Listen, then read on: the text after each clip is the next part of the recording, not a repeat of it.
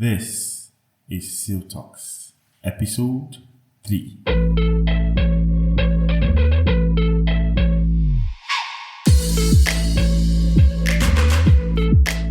Are you an architect or a creative? Or have you ever wondered what others do differently to constantly get jobs? Are you a small firm owner looking at ways to increase revenue? Or say you're a freelancer looking for strategies to carve a niche for yourself? If your answers to these questions are yes, then I say you are on the right show. My goal on this show is to provide you with the necessary information and resources to grow your business while focusing on doing what you love the most, which is creating. At the same time, building a business that is profitable and sustainable. My name is Egbayon Leonard, and welcome to SILL Talks.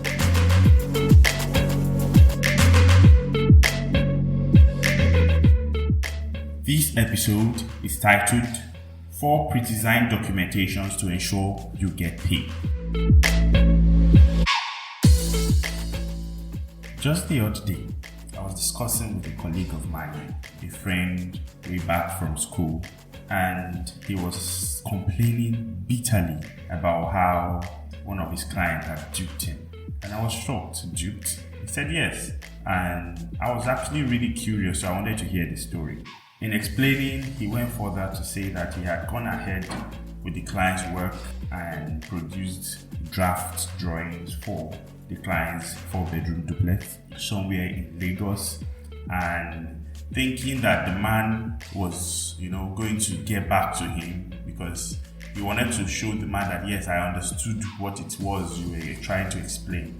He sent the man drafts of the drawing, though he said it was in JPEG, but that, of course, was more than enough to do the damage. After not hearing from the man for a while, he thought, okay, well, what the man had was not sufficient in his mind. So he went ahead and just kept quiet, waiting for the man to come back to him. Say about a year ago, it was when this incident happened, and sometimes later, about recently, he drove past the place in Lagos, and to his greatest surprise, his building, which he designed for the client and was not paid a penny for, was already standing. I felt terrible for him. I felt bad, and I could relate to this story because it has happened to us before, and I know that position. I know how it felt, and as well, it's a common practice. It's a common practice in our society today, and it's still very rampant. He was not paid a penny, and it pained me because no document was signed except for the plans he had sent out. And I understand he wanted to make good impression so that the clients with so much promises and you'll be involved in the construction like they always say, and he handed it out to the client in good faith. And what even brought up this conversation in the first place that day was the fact that he was at our studio at Render Like a Pro, and the client came to the office, and after deliberations and all of that, the client was willing to make a commission fee of 50%, which we usually charge at Render Like a Pro before we start any of the client's work. And he was shocked, saying that how is it that you guys actually are able to charge beforehand before you do start working at all? And in answering this question, I actually thought about it. We've been here before, and we realized that in order to reduce it to the barest minimum, how many clients get to walk away with your work without paying for it? We had to develop a system, at Render Like a Pro and SILL Design to reduce this kind of things. So I thought about it and decided that today's episode is going to cover how to reduce that. So when a client reaches out to you for the first time and they are not aware of what your modus operandi is in the office or how your firm works, it is the responsibility of you, the architect, to educate and teach them your ways. That means as a firm or an architectural practice, you need to develop an in-house strategy of getting in the work, doing the work, and keeping the client happy and referring. So you need to develop that strategy for yourself in-house. Now, in line with that, I'll be sharing our own tricks that we have developed at Render Like Pro and SILL Design to ensure that, over time we got paid for the job we did or we are doing. And what the document basically helps us do is, it helps to, one, clarify how the client's thoughts on the project, if they have not thought it through entirely. And secondly, it helps position you who they are coming to as an expert. And then it also ensures that you're compensated for your effort, and it removes this air of, is it not just drawing? I mean, we have all heard that phrase over and over again. So what this does is it helps eliminate all of that process. So basically, we'll jump right into it. Now, the first document is a questionnaire. The second one is the brief document. Then the third one is the invoice and your schedule of delivery, as well as the receipt. So we'll take each of these and I'll break it down as to how you can create your own such that it suits your needs for your client. The questionnaire. You remember, back in school, we're all made to take a course, critical analysis, where you had to critique, say, someone's work and stuff like that. So in critiquing, and usually we use maybe existing conditions or say a building, how that was already being used. We had to develop more like a questionnaire to get feedback from people or users of that space. So this particular document works like that. You develop a content such that the client might not have figured out how he wants the layout or how he wants development to be. What this document helps to do is you as the architect would have suggested options. For example, if you are developing, say, gatehouse for an estate, for example, and you want to find out how the client what the client needs. It's a small project, and this thing can be replicated to your residential, commercial, or what have you. You want to ask questions like, what is the style of architecture the client is looking at? Will the entrance of the gatehouse be double-sided, in and out, or you just want single, which serves as both? Or what is the client's budget, for example? And say you were dealing with residential development, you might want to ask questions like, do you want a garden? How many cars do you intend to park? Questions like that. The client might not have thought of it entirely, but what your document does is that it helps the client to understand and clarify his ideas on the project. And what this particular document helps to also do is it helps you to develop the next item, which is the brief. Because the feedback mechanism from your questionnaire, you can collate it and it forms your brief.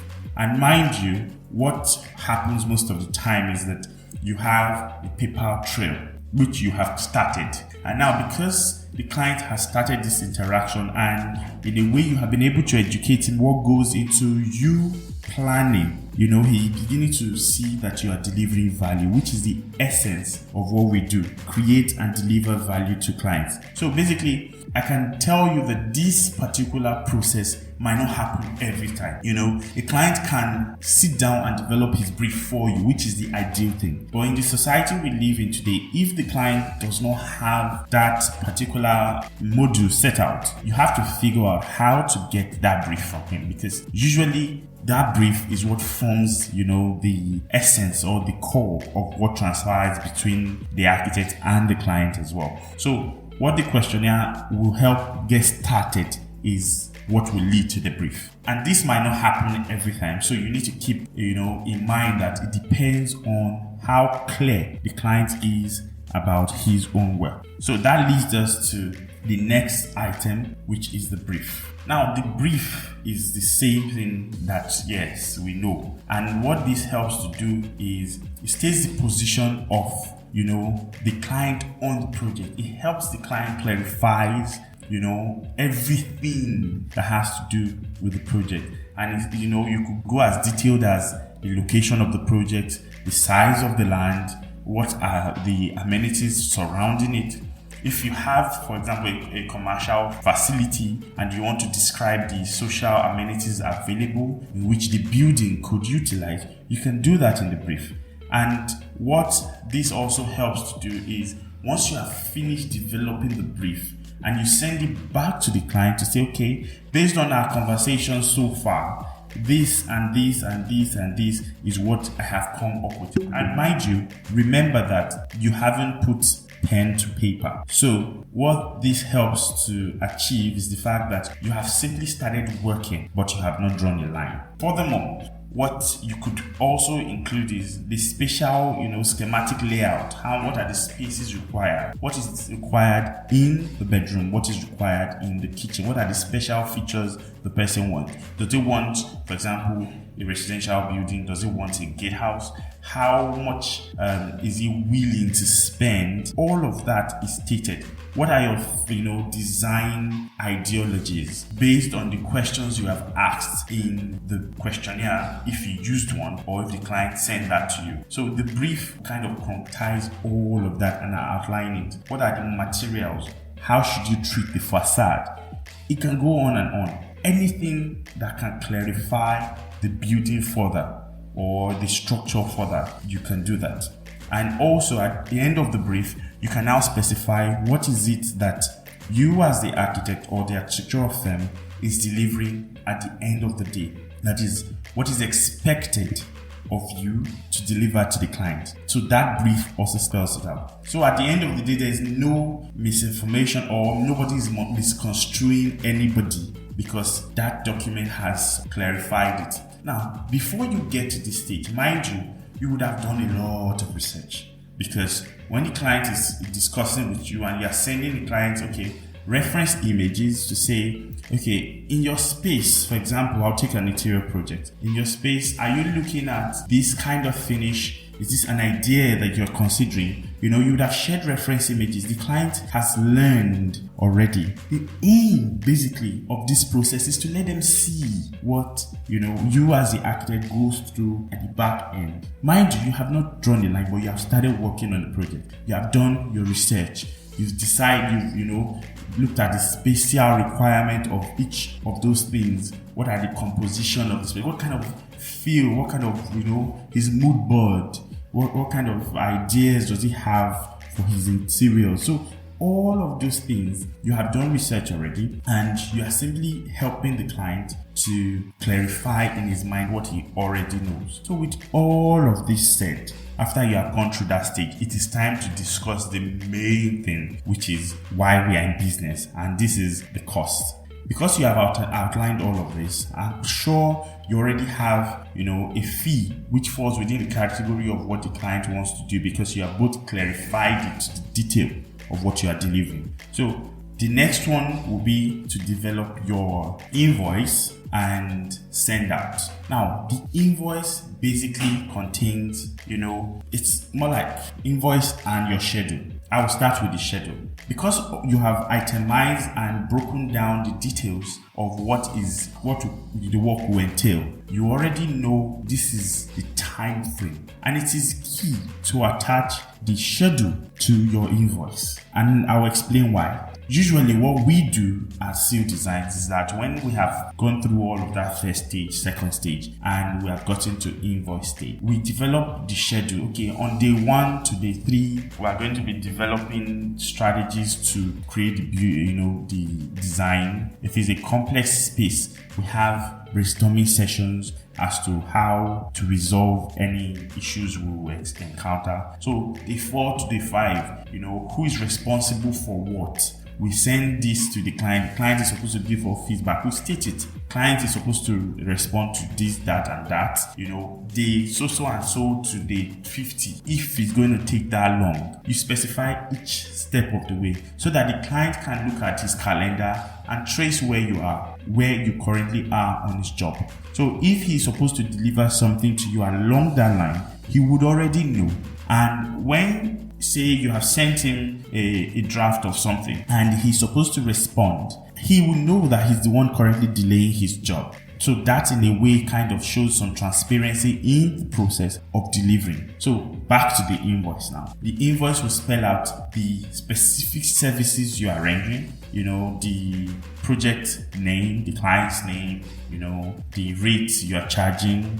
For example, I'll use the Render Like a Pro. We charge per view, depending on the project, and sometimes also we charge per project. So if there's a rate, you put the amount, you specify your terms of payment. How do you want your payment to be made? Is it in 3 installments? For example, the first one might be 50%, the next one might say 25%, and then at the end of it, 25%. Or you want to break it into 4, and then it states clearly if there are other markers to be mindful of. Your basic invoice, you develop one that works for you, fine. So then it contains, of course, your bank details, which is your company details. It is more professional because they are paying your company. So as such, what you are delivering should carry the company. It should be on your letterheaded paper. If client is relating with you for the first time, if you are going to do that, it helps to clarify that, okay, I'm dealing with a body and you are responsible to him. So with that said, there's a study or a research that states that most clients or most customers will pick up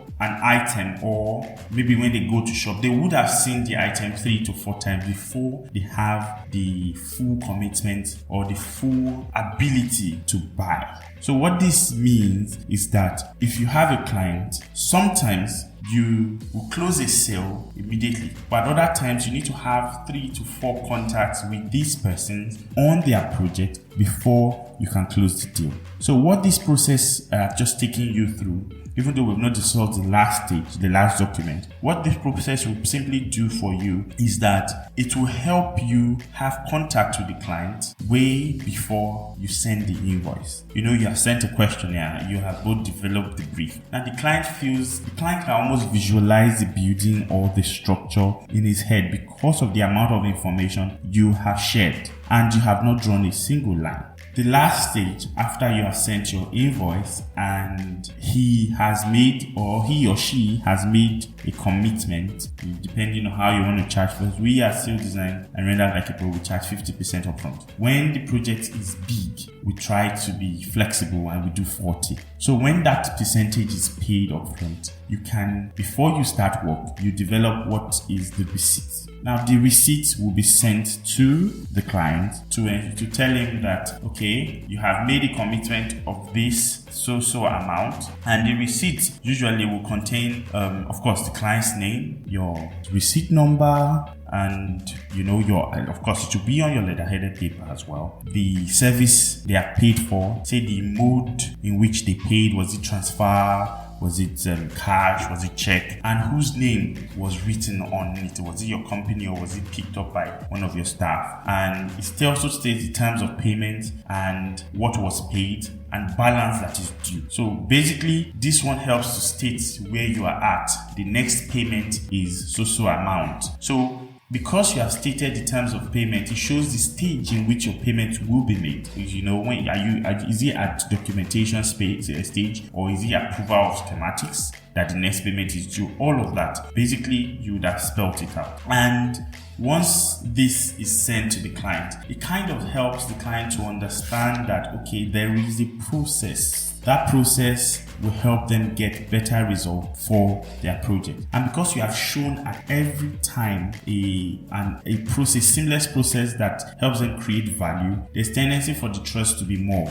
Basically, those are the 4 pre-designed documentations that has helped us over the years to ensure that no client owes us at the end of the day. Because when you have gone through this stage, and the client has, of course, made commitment, you as the architect, if you are committed to delivering value, you find out that to request for the next payment is easier. It gets easier, even to the end where you have delivered your project or deliverables to the client. You find out that they are eager to make the final payment when they are satisfied, because of course there will always be client issues, and that's why you have to learn client management and all of that. But most times we found out that the client always makes the last payment, which of course is your retainer. You can leave it as whatever percentage you like, but the client always makes that payment because they feel like it kind of eradicates that ideology that is it not just sheets of drawing? Is it not just this drawing that you just sit down on your computer to produce? Because they have gone through that process with you.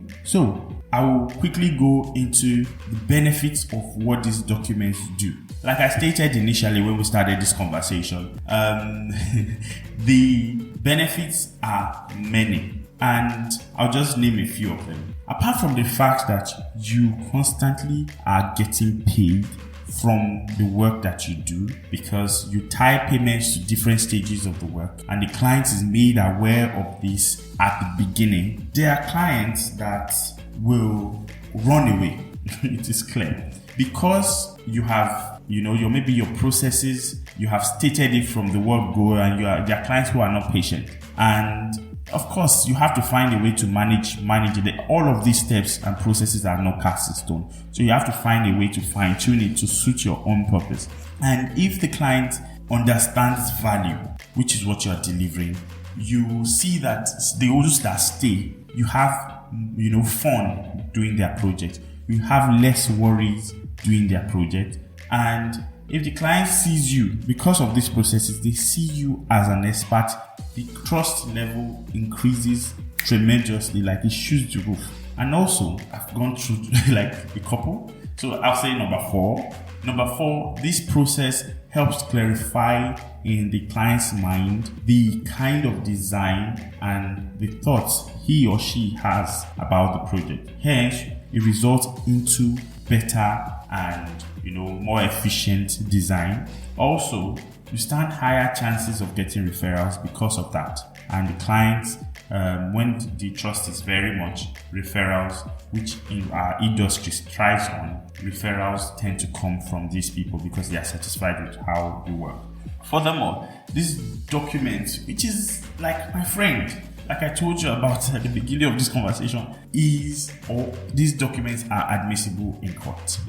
What you have successfully done basically is to create a paper trail. And if arguments come up, or say at the end of it, even if the client is not going to pay the last stage of the money, because you have created some level of commitment, some level of back and forth between you and the client, of course, if it eventually ends up in a court of law, say you are seeking redress for whatever damages that you perceive has been done to you, you have documents to back up your claim. It's not just in thin air. And of course, you'll be made, if your words, your processes have been seamless, you have documents which are admissible in court and can be used to back up your claim.